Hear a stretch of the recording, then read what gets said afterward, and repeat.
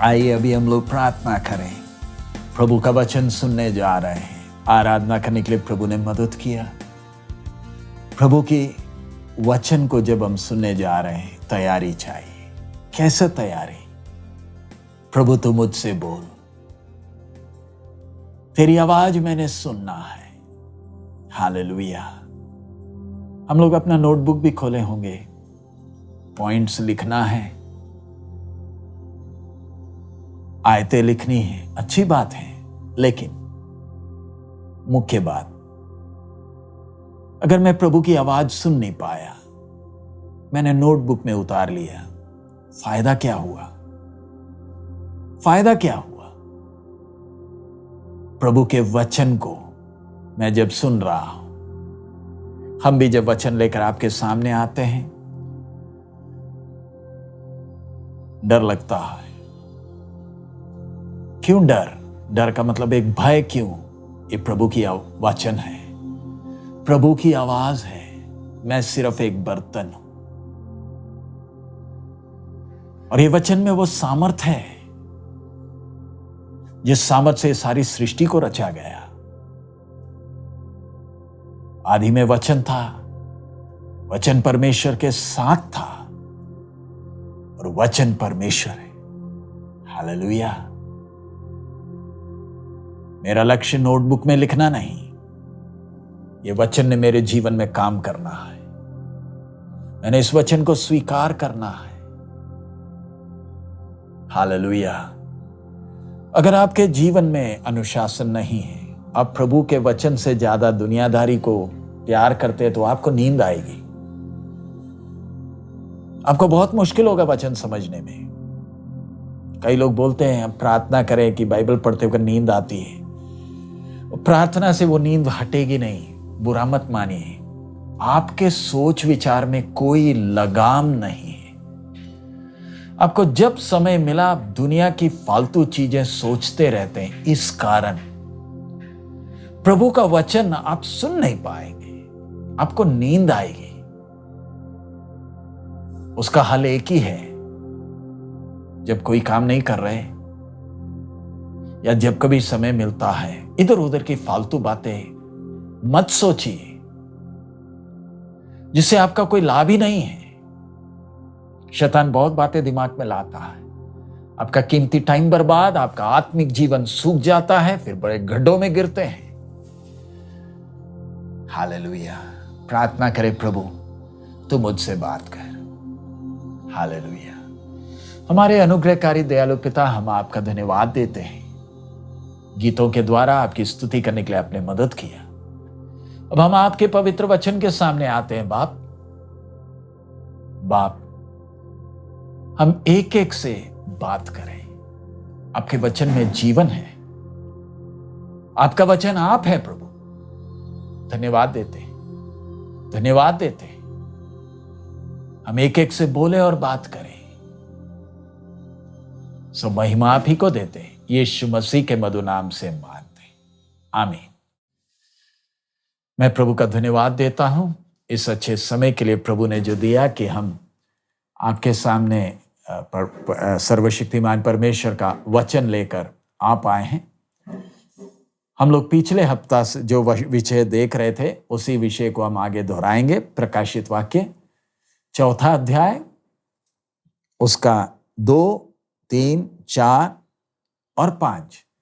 Book of revelation chapter 4 versus 2, 3, 4 and 5. വെളിപ്പാട് പുസ്തകം 4 അധ്യായം 2, 3, 4, 5 വാക്യം। मुकाशिफा 4 बाब 2, 3, 4 और 5वां वचन हम मिलकर पढ़ें। तुरंत मैं आत्मा में आ गया और क्या देखता हूं कि एक सिंहासन स्वर्ग में रखा है और उस सिंहासन पर कोई बैठा है। जो उस पर बैठा है वो यशब और माणिक के साथ दिखाई पड़ता है और उस सिंहासन के चारों ओर मरकत सा एक मेघ धनुष दिखाई देता है। उस सिंहासन के चारों ओर 24 सिंहासन हैं और इन सिंहासनों पर 24 प्राचीन श्वेत वस्त्र पहने हुए बैठे हैं और इनके सिरों पर सोने के मुकुट हैं। उस सिंहासन में से बिजलियां और गर्जन निकलते हैं और सिंहासन के सामने आग के 7 दीपक जल रहे हैं। वे परमेश्वर के 7 आत्माएं हैं। सो आप में से कई लोग चाहते होंगे जल्दी जल्दी हम आगे बढ़ें, क्योंकि और बहुत सी घटनाएं हो रही हैं। प्रभु पास्टर जी जल्दी जल्दी आगे का हमें बताएं। प्यारे अजीजों, आपके बोलने के अनुसार नहीं। परमेश्वर किस तरीके हमसे बात करेगा हमें नहीं मालूम, लेकिन क्या मैं परमेश्वर की आवाज सुनने के लिए तैयार हूं? क्या हम सच में चाहते हैं प्रभु तू मुझसे बात कर? आजकल एक दिक्कत क्या है, कई लोग वचन सीख लिए, अब उन्हें लगता है कि हमें सब मालूम है। कोई नई बात आप बोलो, नई बात, हम उसके लिए बैठे हैं। प्यारे अजीज, मैं ज्यादा वचन का पंडित नहीं, मेरे को कोई डिग्री नहीं, लेकिन हां, मैं एक प्रार्थना के साथ आपके सामने आया हूं। प्रभु के सामने मेरी प्रार्थना क्या थी? प्रभु तू बात कर, मेरे से भी बात कर, मेरे भाई बहनों के साथ भी बात कर, और आप भी अगर उस सच्चे मन से आप आकर बैठेंगे तो जरूर प्रभु आपसे बात करेगा। सो इधर हमने जो देखा वह दृश्य, जो परमेश्वर की आत्मा हमारे सामने जो दृश्य का वर्णन कर रही है, कितना गंभीर एक दृश्य है। मैं चाहूंगा आप उस बात को अच्छी तरह समझे। सबसे पहले उस स्वर्ग का वो दृश्य है जिधर सिंहासन रखा हुआ है, और हमने पिछले हफ्ते देखा, उसके पहले देखा था कि जो उसके ऊपर बैठा है वो यशब और माणिक्य सा दिखाई पड़ता है, और कुछ विवरण नहीं है। उस जो सिंहासन पर बैठा है उसके बारे में और कुछ नहीं है, सिर्फ यशब और माणिक्य और उसके आसपास जो मरकत सा मेघ धनुष दिखाई दे रहा है, और बाकी 24 बुजुर्ग हम देख रहे हैं। तो उस दृश्य को जरा देखें, कितना महिमामय एक दृश्य है। 24 बुजुर्ग के बारे में हमने पिछले सप्ताह देखा, और मेरा विश्वास है आपको वो बात समझ में आ गया होगा। वो 24 उधर नहीं लिखा कि 24 मनुष्य बैठे हैं, नहीं, 24 बुजुर्ग हैं, यानी किसी बात के वो सूचक हैं, यानी चिन्ह हैं। और हमने देखा वो और कोई नहीं है, कलीसिया है। तो जरा रुककर इस बात को जरा ध्यान दे। मैं कुछ बात पिछले सप्ताह नहीं बोल पाया। कलीसिया की गरिमा, कलीसिया की महिमा, मेरा विश्वास है आपको स्पष्ट हो गया होगा। ये विवेक के युग के नहीं है, ये पुराने नियम के संत नहीं है, ये स्वर्गदूत नहीं है, ये कलीसिया है। उसके लिए एक आयत हम पढ़ें, यूहन्ना रचित सुसमाचार 15वां अध्याय उसका 15 वचन, John 15:15, gospel according to John 15:15, Yohannan 15:15, Yuhanna की इंजील 15 बाब उसका 15 आयत हम लोग पढ़े। प्रभु यीशु ने क्या कहा है, इधर हम पढ़ते हैं, अब से मैं तुम्हें दास ना कहूंगा, क्योंकि दास नहीं जानता कि उसका स्वामी क्या करता है, परंतु मैंने तुम्हें मित्र कहा है, क्योंकि मैंने जो बातें अपने पिता से सुनी वह सब तुम्हें बता दी। 16 भी हम पढ़ रहे हैं, तुमने मुझे नहीं चुना परंतु मैंने तुम्हें चुना है और तुम्हें नियुक्त किया कि तुम जाकर फल लाओ और तुम्हारा फल बना रहे, कि तुम मेरे नाम से जो कुछ पिता से मांगो वह तुम्हें दे। सो इधर प्रभु यीशु का कलीसिया से कहा गया वो वचन, मैंने तुम्हें दास नहीं वरन मित्र कहा है। जो बातें पिता ने मुझसे कही मैंने तुम्हें बता दी। सो सर्वशक्तिमान परमेश्वर अपनी कलीसिया को कैसे देखता है, कितना ऊंचा स्तर दिया है। कलीसिया बोलने वक्त कोई और नहीं, आप और मैं, हमें कलीसिया। अगर मैं कलीसिया का हूं, अगर मैं इस शरीर का अंग हूं, मैं अगर उठा लिया जाता हूं, तो आज मेरे और आपका चाल चलन, मेरा उठना बैठना, आजकल सबसे बड़ी दिक्कत किधर आती है? हम लोग सेवा में जब हैं, मैं कई बार लोगों से, प्रभु के दासों से भी मैं कह चुका, नौजवानों से भी जो ट्रेनिंग करते हैं उनसे भी हम लोग कहते हैं, प्रचार करना आसान है, कोई मुश्किल काम नहीं। लेकिन सबसे बड़ी मुसीबत कलीसियाओं में जब समस्याएं आती हैं, व्यक्ति जीवनों के जीवन में जब समस्याएं आती हैं और हमें सामने बैठकर उस समस्या का समाधान ढूंढना है। और ज्यादातर समस्याएं क्यों हैं? एक विश्वासी के योग्य का चाल चलन नहीं है। माफी बड़ी जल्दी मांग लेते हैं हम, माफ कर दो, गलती होगी। भाई साहब, माफी कैसे दें आप बताइए? प्रभु का नाम तो बदनाम हो चुका। पिछले दिन भी एक बात आई, प्रभु यीशु का नाम तो अविश्वासियों के सामने और बाकी सबके सामने तो बदनाम तो कर ही दिया, और अब माफी इतना आसान है? प्रभु का नाम बदनाम किया, जिसने अपनी कलीसिया के लिए कीमत दिया, जो सेनाओं का यहोवा उसी क्षण जान से मार सकता था, उसी क्षण मार सकता था, विलंब से कोप करता इसलिए जिंदे हैं। विषय कलीसिया को दिया वो ऊंचा बुलाहट। इधर हम जो दृश्य देखे, 24 बुजुर्ग खड़े नहीं हैं, बैठे हैं, उनका भी सिंहासन है। इधर हमने जैसे पढ़ा है,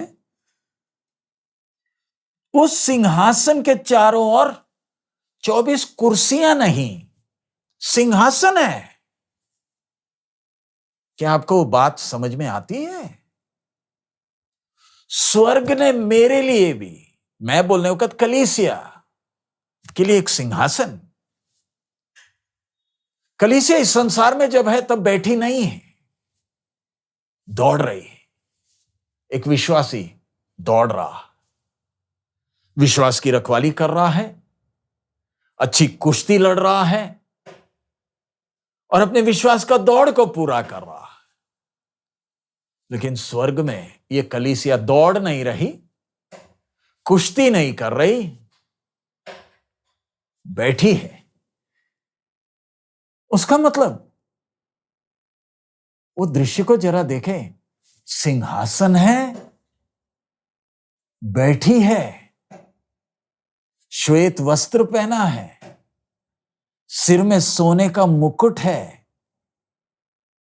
बैठने का मतलब काम पूरा हो गया, तृप्त है, अब आराम से बैठकर अब अगला काम है। इस संसार में जब तक है तब तक बैठने का मौका नहीं है, क्योंकि दौड़ पूरा करना है। लेकिन जब स्वर्ग में उठा लिया गया कलीसिया, 24 क्यों? परमेश्वर की आत्मा क्यों गिनकर वो 24 बोल रही है? कोई और चीज भी तो इस्तेमाल किया जा सकता था कलीसिया के लिए, दुल्हन का शब्द इस्तेमाल किया जा सकता था। परमेश्वर की आत्मा क्यों वो 24 का आंकड़ा ले रही है? मैंने पिछले दिन बताया था दाऊद के उस याजकों का वो झुंड के कारण। लेकिन सबसे महत्वपूर्ण, प्रभु की कलीसिया हर कुल में से, हम पढ़े ना 5वां अध्याय में से, हम उनका गाना हम देखते हैं कि कैसे उनको अलग अलग जगहों से, अलग अलग उसमें 5वां अध्याय में हम उनका गाना देख रहे हैं क्योंकि तूने वध होकर 5:9 हर एक कुल और भाषा और लोग और जाति में से, हर एक कुल, हर भाषा, हर लोग और हर जाति में से, इसलिए वो 24 का आंकड़ा। कोई कुल नहीं है जिसमें से एक कोई ना कोई तो इस कलीसिया में है। कोई ऐसी भाषा बोलने वाला नहीं होगा जो इसमें नहीं है। कलीसिया की विशालता को जरा देखें प्यारे अजीजों। मैं और आप कलीसिया बोलने वक्त एक छोटा झुंड नहीं है, ये कोई संस्था नहीं है। मैं जिस कलीसिया का भाग हूं, इसमें हर जाति का है, हर कुल का है, हर भाषा का है। संयुक्त राष्ट्र में हर भाषा नहीं है, हर देश नहीं है, हर जाति नहीं है। जरा सोचकर देखें, कलीसिया कितना कितना बहुमूल्य एक झुंड है। कहां कहां द्वीप से भी लोग इसमें हैं, कहां कहां जंगलों से भी लोग इसके अंदर हैं। प्रभु का प्रेम, प्रभु का काम, प्रभु का अनुग्रह का बहुतायत अब सिंहासन में विराजमान है। सिंहासन में बैठने का मतलब आदर के साथ बैठा, आदर है, ऑनर। कलीसिया को जो आदर है, स्वर्ग आदर करता है। नंबर 2 विश्राम है। नंबर 3 हम जो देखते हैं तसल्ली है, तृप्ति है। आदर, विश्राम और तृप्ति के साथ कलीसिया बैठी। मैंने तुझे दास नहीं परंतु मैं मित्र कहा है। सिंहासन के चारों ओर बैठने का मतलब परमेश्वर के उतने करीब है, प्रभु की उपस्थिति का आनंद अनुभव करते हैं। अब वो पूरा दृश्य देख लीजिए, सिंहासन, परमेश्वर और 24 बुजुर्ग, इनके बीच में और कौन है? यानी इतना करीब है। तो मैं और आप ना कलीसिया हैं। एक सवाल, क्या प्रभु के उतने नजदीक हैं या दूर है? आज जब वचन सुन रहे, परमेश्वर की आत्मा आपसे पूछती है, तू दूर क्यों खड़ा है? तू दूर क्यों? नजदीक आना। तुझे किसने मेरे से दूर किया? किसने दूर किया? हे आदम, तू कहां? किसने कहा तू नंगा है? तू क्यों डर गया है? पाप हमें प्रभु से दूर करता है। अगर आप में से कोई परमेश्वर से आज दूर है, प्रभु एक और मौका देता है, तू नजदीक आ। मेरी उपस्थिति का आनंद तू चख। मैं चाहता हूं तू मेरे पास रहे। सोचकर देखे, पवित्र आत्मा परमेश्वर इस मिट्टी के बर्तन के अंदर वास कर रहा है। इससे बड़ी आशीष क्या है? मैं और मेरा प्रभु इतने नजदीक। क्या प्रभु को धन्यवाद दे सकते हैं? सिंहासन के सामने नहीं, सिंहासन के चारों ओर बैठे हैं। क्या दृश्य, क्या आदर, क्या आनंद, क्या महिमा प्रभु अपनी कलीसिया को देता है। आगे हम लोग देखते हैं, आइए 4 अध्याय में उसका उस सिंहासन में से बिजलियां 4 का 5 4 5 चैप्टर 4 वर्स 5, उस सिंहासन में से बिजलियां और गर्जन निकलते हैं और सिंहासन के सामने आग के 7 दीपक जल रहे हैं, वे परमेश्वर की 7 आत्माएं हैं। सो इधर वो सिंहासन में से क्या निकल रहे हैं? बिजलियां और गर्जन निकलती और 24 बुजुर्ग बैठे हैं। आपको ध्यान होगा सिनाई पहाड़ में जब ये परमेश्वर उतरा तब भी ऐसा ही था, बिजली और गर्जन। परमेश्वर की वो गरिमा, महिमा। उदाहरण समझाने के लिए आपने देखा होगा हमारे देश के प्रधानमंत्री, चाहे राष्ट्रपति या इंग्लैंड की रानी हो, चाहे अमेरिका का राष्ट्रपति हो, चाहे रूस का राष्ट्रपति हो, बड़े अधिकार वाले व्यक्ति हैं। उनके पास अधिकार है। वो जब चलते हैं उनको मिला हुआ अधिकार दिखता भी है। उनके आसपास बॉडीगार्ड होते हैं और उनके चलने के ढंग में आपने देखा होगा रूस का प्रेसिडेंट पुतिन जब चलता है, अमेरिका का राष्ट्रपति जब चलता है। पिछले दिन एक फोटो दिखा था जब राष्ट्रपति हवाई जहाज में चढ़ रहा था तो जरा गिर गया, तो वो भी एक चित्र बन गया था। भारत के प्रधानमंत्री भी जब चलते हैं, उनका चलने का ढंग, उनको मालूम है मैं प्रधानमंत्री हूं, मेरे पास वो अधिकार है।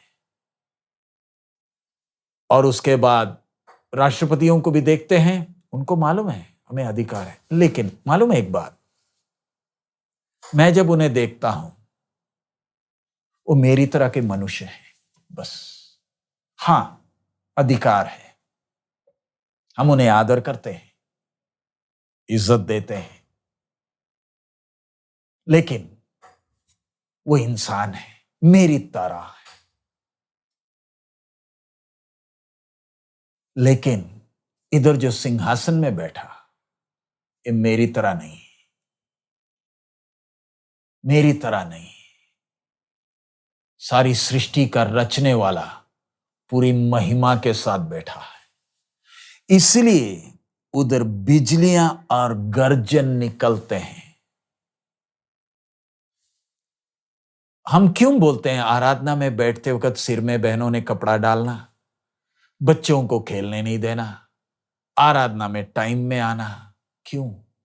जो हमारे साथ इस समय उपस्थित है वो अपनी महिमा अगर इस समय प्रकट कर दे, प्यारे भाई, प्यारे बहन, मेरा और आपका हाल क्या होगा?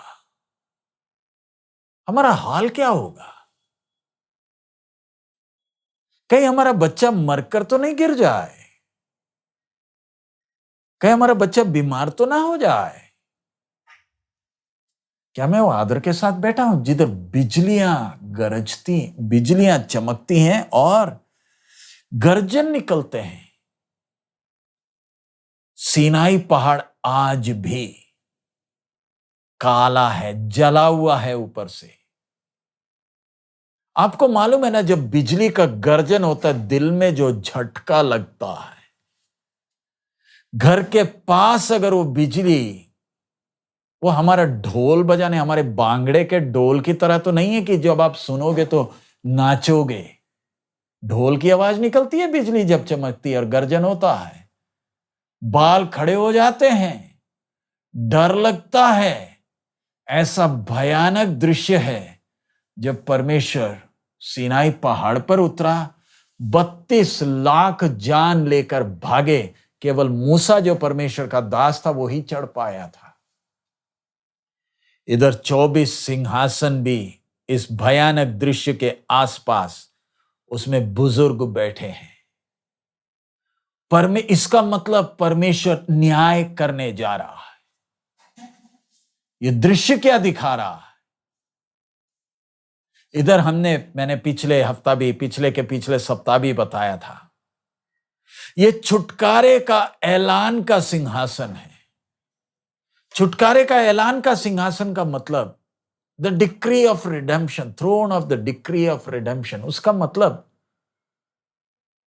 मनुष्य के छुटकारे के लिए कीमत दे दिया गया है। अब न्याय का टाइम है। प्रभु यीशु का क्रूस पर का मौत दुनिया के लिए न्याय का कारण बना है। कैसे? एक निर्दोष को चढ़ाया है। मैं उस न्याय से कैसे बच गया? मैंने मान लिया मैं पापी हूं। पहले तो दुनिया पापी है मानती नहीं। जब छुड़ाने के लिए एक आया, उसको क्रूस पर चढ़ाया, तो दुनिया पर दंड की आज्ञा तो हो चुकी है। अब सिंहासन में बैठा है न्याय चुकाने के लिए। अब उसके आगे और सिंहासन के सामने आग के 7 दीपक जल रहे हैं। वे परमेश्वर की 7 आत्माएं हैं। दोबारा मैं पढ़ रहा हूं। सिंहासन के सामने आग के 7 दीपक। अब अगला प्रभु का आत्मा जो दिखा रहा है, 7 दीपक जल रहे हैं और वे परमेश्वर की 7 आत्माएं हैं। तो अब हम बड़े आराम से हम बोल देंगे, आप में से कईयों को तो आइडिया लग गया होगा। परमेश्वर की आत्मा के लिए वो दीपक दिख रहा है। सो परमेश्वर की आत्मा को इधर कबूतर की तरह क्यों नहीं, तेल की तरह क्यों नहीं? क्यों परमेश्वर की आत्मा को दीपक के तौर पर दिखाया गया? उसमें आग है, इधर लिखा हुआ आग के 7 दीपक जल रहे हैं। आग है। 7 तो हमें मालूम है परमेश्वर की पूर्णता को दिखाती है। परमेश्वर की आत्मा की पूर्णता को, संपूर्णता को हम इन 7 दीपकों में देखते हैं। यशायाह 11 का 2 में हम देखते हैं, मैंने पहले भी पढ़ा है। यहोवा रेवलेशन Isaiah 11 verse 2 വെളിപ്പാട് പുസ്തകം 11:2 यहोवा का आत्मा बुद्धि और समझ की आत्मा, युक्ति और पराक्रम की आत्मा और ज्ञान और यहोवा के भय का आत्मा उस पर ठहरा रहेगा। 7 आत्माएं, यानी परमेश्वर के आत्मा का संपूर्ण कार्य हम देखते हैं। संपूर्ण कार्य क्या है? ये 24 परमेश्वर के सामने सिंहासन पर बैठे। आत्मा ने अपना सारा काम किया, कलीसिया को तैयार किया, और अब 24 बुजुर्ग चारों ओर सिंहासन के सामने परमेश्वर की आत्मा, आत्मा की परिपूर्णता, संपूर्णता, कि इस आत्मा ने अपना पूरा काम मनुष्य में किया, लेकर आया। अब आग का मतलब, परमेश्वर का आत्मा आग के साथ तुलना क्यों? पढ़िए मत्ती रचित सुसमाचार 3 अध्याय, उसका 11 से पढ़ रहा हूं। Matthew chapter 3 verse 11 onwards. മത്തായിയുടെ സുവിശേഷം 3 अध्याय 11 वाक्य मुതൽ, मैं तो पानी से तुम्हें मन फिराव का बपतिस्मा देता हूं, परंतु जो मेरे बाद आने वाला है वो मुझसे शक्तिशाली, मैं उसकी जूती उठाने के योग्य नहीं। वह तुम्हें पवित्र आत्मा और आग से बपतिस्मा देगा। पवित्र आत्मा और आग से बपतिस्मा देगा। इधर हमने पढ़ा वो 7 दीपक, छोटे छोटे दिया नहीं, आग जल रहा, यानी परमेश्वर का आत्मा आग है। अब आप बोलेंगे उसमें क्या है? आग है ना। परमेश्वर के आत्मा को आग के तौर पर क्यों दर्शाया गया? इसका काम आग की तरह है। परमेश्वर का आत्मा शक्ति नहीं है, व्यक्ति है, और उसका काम आग का है। ध्यान से उस बात को समझना। प्रभु यीशु अपने वचन हमसे जब कहते हैं, बड़ी तसल्ली होती है, बड़ी शांति मिलती है। लेकिन आत्मा का काम आग का है। आग का मतलब जलाता है, भस्म करता है। कोई दया नहीं, कोई समझौता नहीं। जिस प्रकार विवेक समझौता नहीं करता, परमेश्वर की आत्मा किसी कारणवश समझौता नहीं करेगी, जलाएगी। और जो चीजों को जला नहीं सकती, उन चीजों को शुद्ध करती है। आग का खूबी वो है, जो चीज को जला नहीं सकती उस चीज को शुद्ध करती है। मैंने जब यीशु को उद्धारकर्ता कर कर स्वीकार किया, परमेश्वर का आत्मा मेरे अंदर आ गया। किसके लिए? मुझे शुद्ध करना है। मेरे अंदर कई बातें हैं जिनको जलाना है। कौन सी बातें? मेरा पुराना स्वभाव। जो जो चीजें मेरे अंदर हैं जो मसीह के स्वभाव से मेल नहीं खाती, उन सबको जलाना है। लेकिन परमेश्वर की आत्मा ने यह काम करना है तो मैंने मौका देना है। आपको याद है पेंतिकोस्त के दिन उन व्यक्तियों के ऊपर 120 के ऊपर आग की लपकें दिखाई दी। आग की लपकें क्यों दिख रही हैं? वो एक चिन्ह है, इसका काम यही है। अगर मैं अपने आप को संपूर्ण तौर पर प्रभु के हाथ में सौंप दूं, प्रभु तेरी आत्मा मेरे अंदर जो कुछ करना करे, प्रभु का आत्मा जलाने वाली चीजों को जलाएगा। ध्यान रखें, पानी का बपतिस्मा एक अनुभव है, वैसा ही आग का भी बपतिस्मा है। मुझे नहीं मालूम आप में से कितनों ने इसके बारे में सुना है। पानी का बपतिस्मा में एक व्यक्ति पानी के अंदर जाता है। वो यूनानी शब्द बैप्टिस्मो से आता है, पानी के अंदर जाना है। यानी पानी पूरा ढांप लेता है, उसे अपने अंदर समा लेता है। वैसे ही आग का बपतिस्मा का मतलब अन्य भाषा नहीं, आत्मा का पूरा नियंत्रण हो जाता है। वो बोलते हैं आत्मा से जो मतवाले हो जाते हैं, यानी इनको आत्मा अपने पूरे वश में लेकर शुद्ध करता है, आदतों को जला देता है। कल तक जो आदत जाती नहीं है, आज वो आदत गई। कैसे? मैंने अपने आप को सुधारा नहीं है, आत्मा ने उन आदतों को जला दिया है। आज बहुत से विश्वासी अपने आप को सुधारने का प्रयास करते हैं, नहीं कर पाओगे आप। जयवंत मसीह जिंदगी अपने आप को सुधारना नहीं है, आत्मा का आग अंदर को जला देता है। उसके लिए मैंने और आपने प्रार्थना क्या करनी है? प्रभु मुझे भी ये आग का अनुभव चाहिए।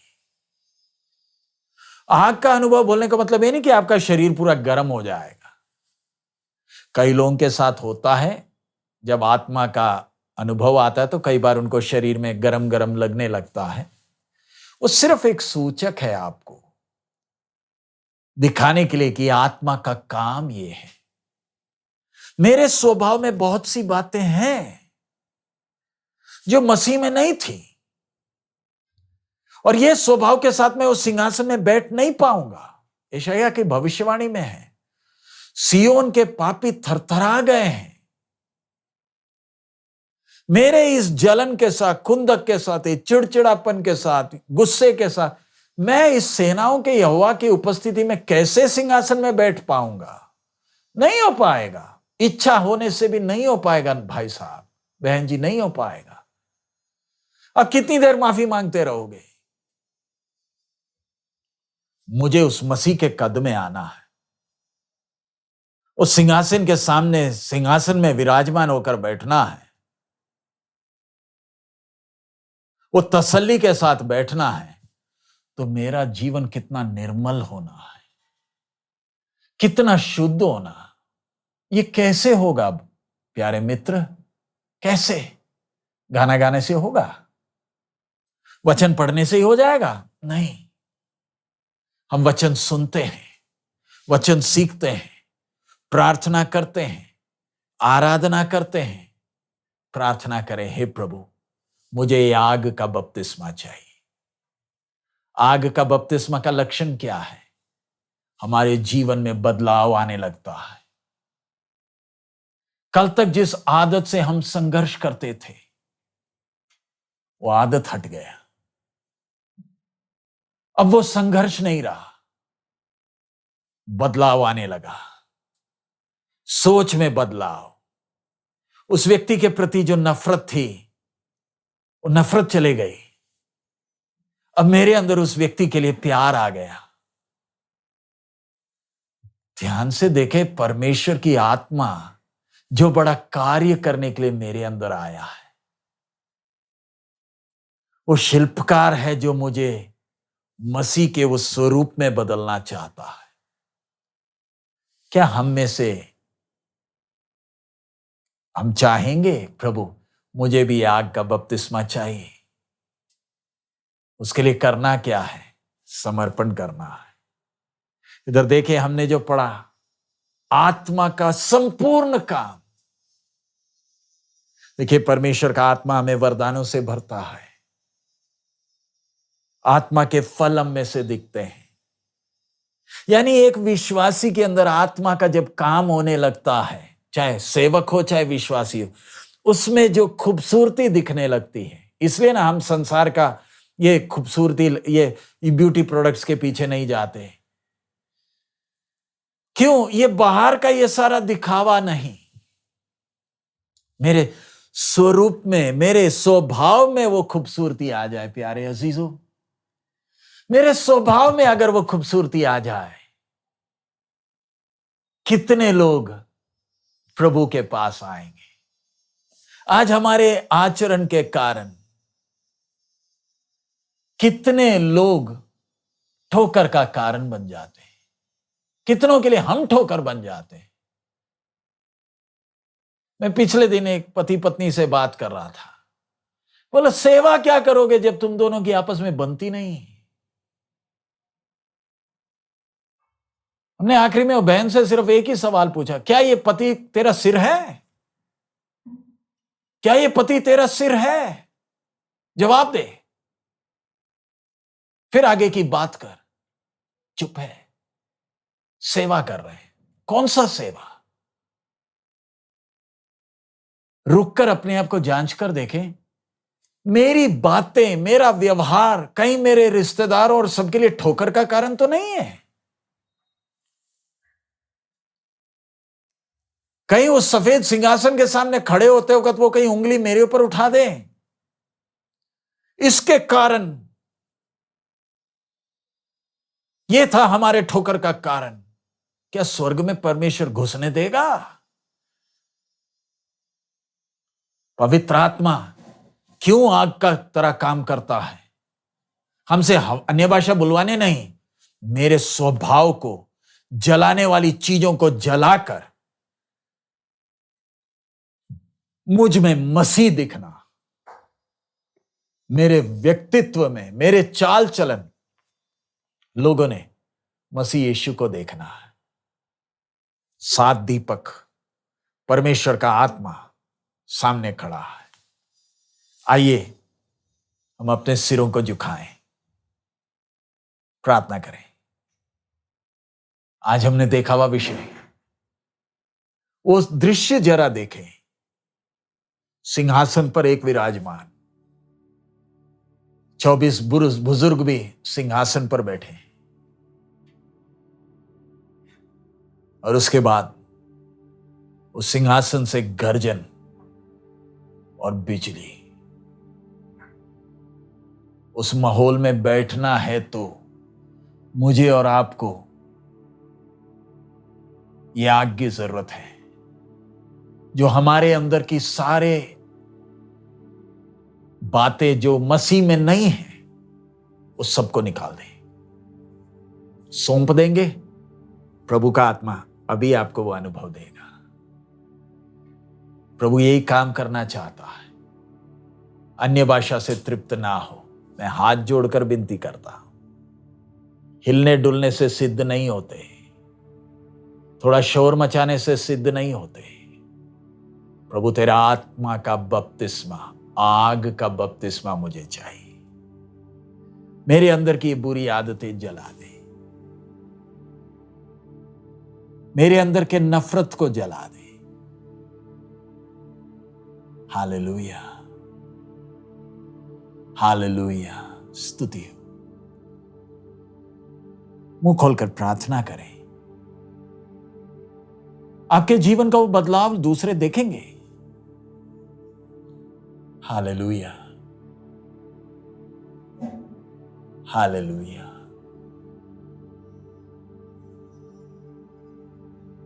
हालेलुया,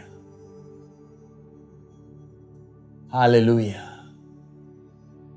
प्रभु आपकी स्तुति, आपकी महिमा हो, आपकी जय जयकार हो।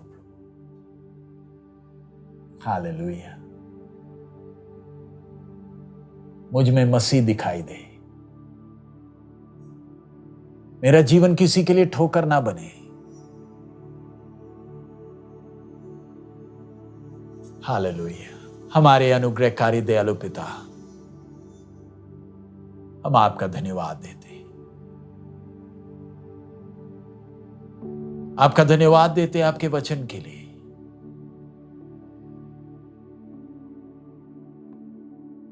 आप हम एक एक से बात कर रहे हैं, एक एक से बात कर रहे हैं, इसलिए धन्यवाद। हम एक एक में आग का वो बपतिस्मा का अनुभव दें, ताकि हमारे अंदर की सारी बातें जो आप में नहीं है वो सब जल जाए। हम मसीह के उस कद तक बढ़ सके। हालेलुया। हमें मसीह दिखे। इसके लिए जो भी रुकावटें, यीशु मसीह के नाम में सारी रुकावटें दूर हो। प्रभु इस वचन हम के द्वारा हम एक एक को आशीषित करें। इस समय हमारे जिन जिन लोगों का जन्मदिन है प्रभु, उनके लिए हम प्रार्थना करते हैं, नए साल में जब वो प्रवेश कर रहे हैं, आपकी आशीष हो। बल, ज्ञान और समझ तू दे, ताकि आपके इच्छा के अनुसार वो चल सके। बहुतों के लिए आशीष का कारण बना। जो लोग बीमार हैं प्रभु, आप अपना हाथ बढ़ाएं और पूरा चंगाई दें। स्वर्ग और पृथ्वी में पूरा अधिकार पाए यीशु मसीह के नाम में पूरी चंगाई प्रभु हम मांगते हैं। जो कोई दुष्ट आत्मा से सताया हुआ है, पूरा छुटकारा प्रभु आप दें। प्रभु इन दिनों में आत्मिक उन्नति करने के लिए हम सबको तो मदद कर। तेरी आशीष हम सब पर बनी रहे। इस सारे इंतजाम के लिए धन्यवाद। इस सप्ताह भर आपके साथ चलते हुए और बहुतों के लिए हमारा जीवन आशीष का कारण हो। आपने हमारी प्रार्थना सुन लिया, इसलिए धन्यवाद। यीशु मसीह के मधुर नाम से हम मांगते हैं, आमीन। प्रभु यीशु मसीह का अनुग्रह, पिता का प्रेम, पवित्र आत्मा की सहभागिता हम सबके साथ अब से लेकर प्रभु यीशु मसीह के आगमन तक होती रहे, आमीन। प्रभु आप सबको बहुत आयत में आशीष दे। सूचना आपको जो देना है कि सबसे पहले इस बुधवार को भी जूम सेशन नहीं होगा, और वीरवार को जो नौजवानों का सेशन है वो भी इस सप्ताह नहीं होगा। और उसके साथ हम प्रयास पूरा कर रहे हैं कि हम सफर में हैं, तो दैनिक मन्ना प्रतिदिन चढ़ाने के लिए हम लोग प्रयास में हैं। अभी तक चढ़ाने के लिए प्रभु ने मदद किया। अगर किसी कारणवश हम बीच में चढ़ा नहीं पाए तो आप क्षमा करें, क्योंकि हमें अभी केरल से बेंगलुरु और उसके बाद मैसूर, बेंगलुरु, हैदराबाद, उसके बाद इच्छा है बॉम्बे भी जाना है, और बॉम्बे, अहमदाबाद वगैरह जाना चाहते हैं, लेकिन ओमिक्रॉन वायरस के कारण परिस्थिति कभी भी बदल सकती है।